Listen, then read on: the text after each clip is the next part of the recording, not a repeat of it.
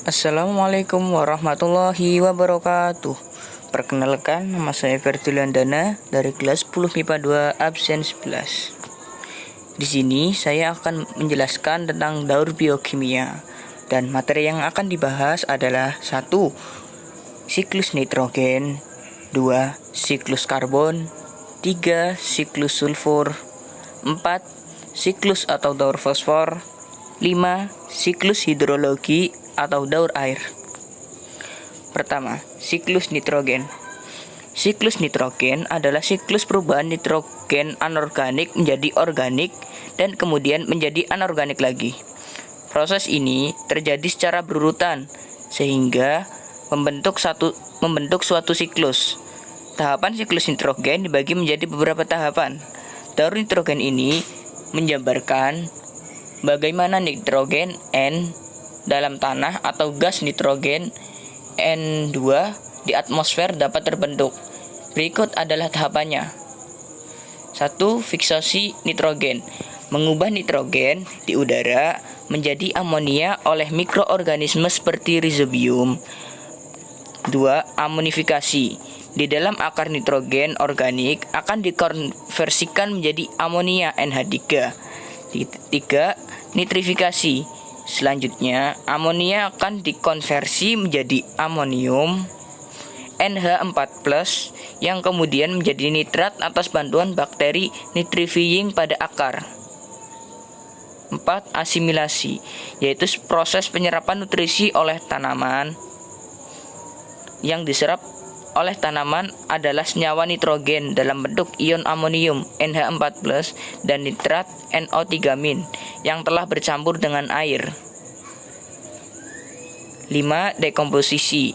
Tanaman yang mengandung nitrogen kemudian akan dimakan oleh hewan dan manusia. Otomatis nutrisi termasuk nitrogen juga akan berpindah dari tanaman ke organisme yang memakannya. Ketika organisme seperti tanaman, hewan, dan manusia mati atau kotoran atau feses yang mereka keluarkan dari tubuh, maka akan mengalami proses dekomposisi atau penguraian di dalam tanah. Proses tersebut dilakukan oleh dekomposer, bakteri denitrifying, dan fungi, dan akan melepaskan amonia NH4+ di dalam tanah. Denitrifikasi.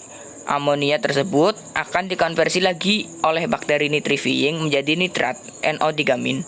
Sebagian dari NO3- tersebut akan digunakan lagi oleh tanaman, sedangkan yang lainnya akan diubah oleh bakteri denitrifying menjadi nitrogen di atmosfer kembali, sehingga gas nitrogen akan kembali ke atmosfer atau udara lagi. Oleh karena itu, kandungan nitrogen di udara cenderung konstan. 2. Siklus karbon. Siklus karbon merupakan pertukaran karbon di antara biosfer, pedosfer, geosfer, hidrosfer, dan atmosfer. Siklus karbon dimulai dengan beberapa tahapan sebagai berikut. 1. Siklus dimulai dari fiksasi karbon dioksida oleh organisme autotrof melalui proses fotosintesis. Kemudian, karbon dioksida akan diubah menjadi molekul-molekul karbohidrat dan oksigen. Oksigen digunakan untuk respirasi mikroba, tumbuhan, hewan, dan manusia yang melepaskan karbon dioksida ke udara. Jika tumbuhan atau hewan mati, maka akan diurai oleh dekomposer menjadi karbon anorganik. 4.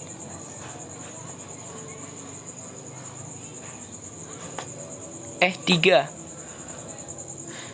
Siklus sulfur atau daur belerang. Siklus sulfur yaitu suatu rangkaian perpindahan suatu zat kimia yang memiliki kandungan unsur belerang atau sulfur yang berada di permukaan bumi. Dalam lingkungan atmosfer, unsur belerang ini berbentuk gas yaitu SO2 yang berasal dari aktivitas serta pembakaran bahan bakar fosil. Proses terjadinya siklus sulfur atau daur belerang. Sumber air panas yang mempunyai kandungan belerang, aktivitas gunung api, dan dari hasil penggunaan suatu bahan bakar fosil ikut berperan dalam pelepasan sulfur dalam bentuk gas SO2 ke atmosfer. Kemudian gas dari SO2 yang sudah ada di udara selanjutnya mengalami proses oksidasi yang dapat berubah menjadi gas sulfat atau SO4.